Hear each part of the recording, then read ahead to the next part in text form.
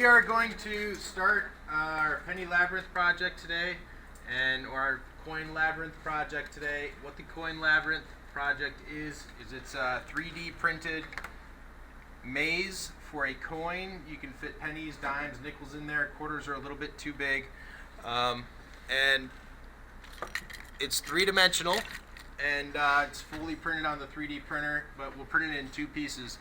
You can have, this one has two levels, but you can have multiple levels. But for this first project, we'll just do one that has just two levels. Okay. So just so you guys can see how this works, this is a nickel, and this nickel will slide through the slot here. Okay, and then these will be sandwiched together. And if you flip this over, then the nickel will fall into this slot here. And then you'll tilt it, and the nickel will slide down to there. And then you'll flip it, and then the nickel will fall to here, and then you would slide it down, and then you would flip it, and it would fall over here. You'd slide it over there and flip it and out. Cool? That's intense. Okay, so Michael made this one for us. So this is Michael's. And we'll use this as an example today while I explain to you guys how to make one. So we have our 1/4 inch graph paper. So each one of these squares is a 1/4 inch, and so 4 of them is in 1 inch. And each one of these labyrinths is 4 inches by 4 inches. So I'm just going to count out 16 blocks. 1, 2, 3, 4, 5, 6, 7, 8, 9, 10, 11, 12, 13, 14, 15, 16. And 1, 2, 3, 4, 5, 6, 7, 8, 9, 10, 11, 12, 13, 14, 15, 16. And I'm just going to double check. 1, 2, 3, 4, 5, 6, 7, 8, 9, 10, 11, 12, 13, 14, 15, 16. Alright, looks good. Okay, so this is the boundary, or the outside of one of the coin labyrinths, one side. Okay. Then the next thing we're going to do is we'll just lightly, you guys just follow along with this. You don't need to do this with me. I'm going to lightly draw a 1/4 inch boundary all the way around the outside of the inside. And what this 1/4 inch boundary is for is that represents how far out your paths can go. Your paths are going to be 1 inch wide, and every wall that separates the paths, or that separates the outside of the labyrinth to a path, needs to be at least a 1/4 inch. So your dividers, your walls could be more than a 1/4 inch, but the minimum is a 1/4 inch. Okay. So this would be one surface, and then I would have one more surface right over here. I'll go ahead and draw that in. And 1, 2, 3, 4, 5, 6, 7, 8, 9, 10, 11, 12, 13, 14, 15, 16. Okay, and this will be the other side. And again, I'll put in my 1/4 inch boundary for my walls. So you really have 3 1/4 inches to work with on the inside here. Okay, now you need an entrance and an exit, and just because you don't have to say, well, this one's my entrance and this one's my exit. I guess it needs 2 openings. I guess would be a good way to say it. It needs 2 openings, a way to get in and a way to get out, and it can go through backwards or forwards. So you can have your entrance start anywhere. So let's just say I'm going to have my entrance start here in the middle.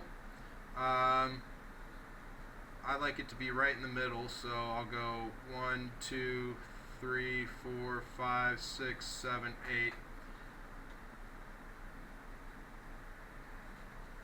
Okay, so this is going to go right to the outside here. So I'm going to erase this line here because that's not going to be there once I print it. It's going to be open.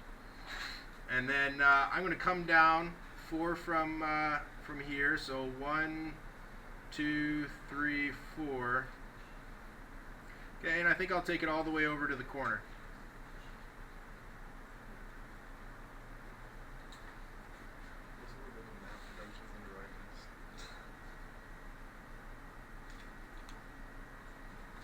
Okay, so there's my first path right there. Here's that opening, and then to there. Then over here what I'll do is I will draw where this path will end up, and this path will end up in a 4-inch area over here. Okay, and now I gotta decide where I want this path to go. So I think what I'll have this path do is I'll have it come down here and maybe go a little to the right. Yeah, that sounds good. Alright, so because this wall right here exists, I don't want them to overlap because the coin might fall through sideways or something. So I'm going to bring this down just a little bit so I have a 1/4 inch space between the edge on this side and the edge on this side. And we'll just label this side A and this side B for clarity. Okay, and I'll take it in so that it goes 4 in, 1, 2, 3, 4. And I'll take it so it goes down 1, 2, 3, 4. And you know what? I'm going to put a dead end in here. So I'm going to take this back 4, and then I'll take it down to the bottom here, all the way down. Alright?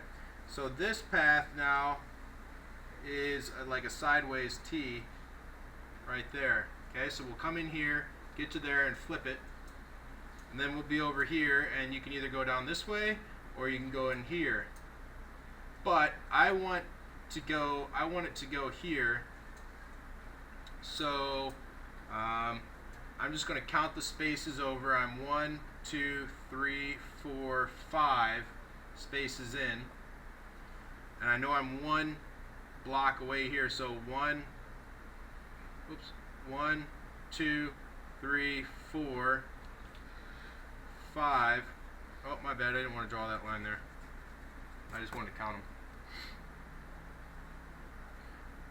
1, 2, 3, 4, 5. Okay, so that point right there is this point right here. Okay, so those two spots will be right on top of each other. And so I'm going to draw 4 down, and I will draw over 2, and we'll have it go there like that. And let's see. Let's have it go. We'll have it go down. Yeah, that'll be fun.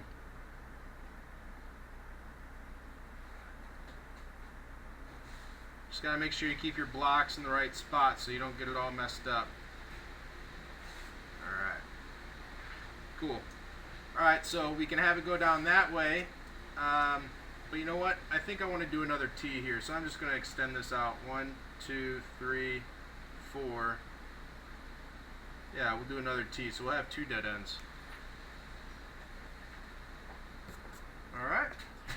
And then now I got to draw where the other side, where that's going to fall through. So it'll fall through right here. And I think I'll have the exit then just be right here.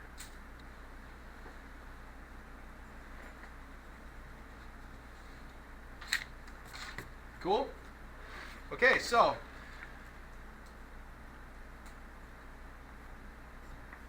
it'll be like this. We'll go in here, over to here, and then we'll flip it.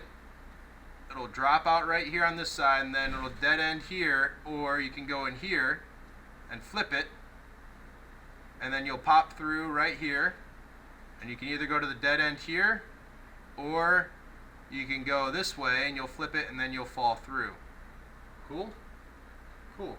So just so that we can see this a little bit easier, we can shade this in some.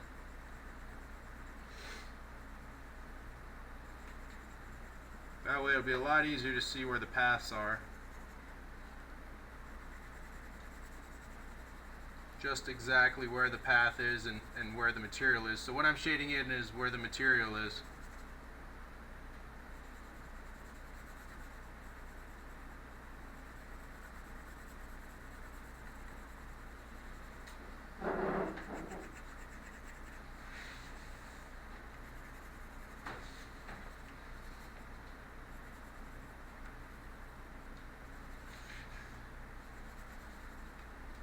Alright, so that makes it easier to see. And then the same thing over here then.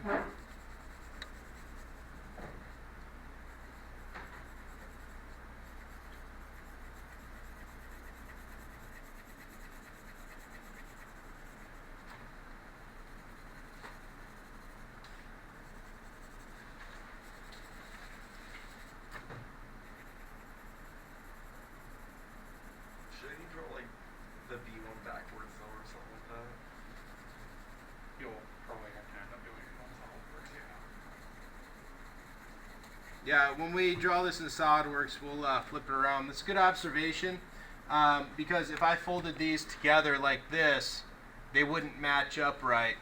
However, it's very difficult to visualize it if you have it laid out so that it becomes a sandwich. It's a lot easier to have one backwards from the way it'll actually be drawn in SolidWorks. Good question. So, alright, so again, just as an example, boom, boom, and I'll flip through to here,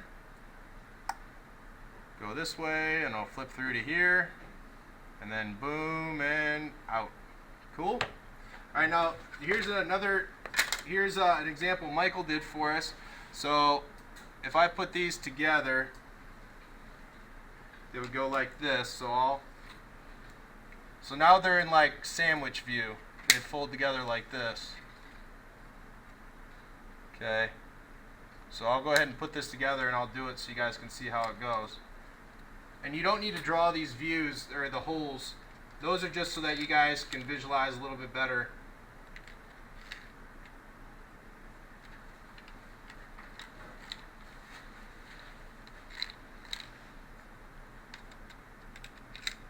There we go. Cool.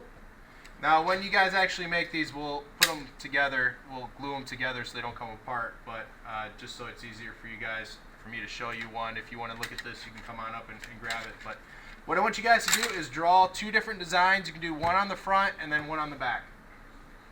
Alright? When you guys draw one, bring it up to me so I'll check it, and then you can go back and draw another one, and then I'll check the second one when you're done with that. You guys got any questions? Alright, go ahead and get designing.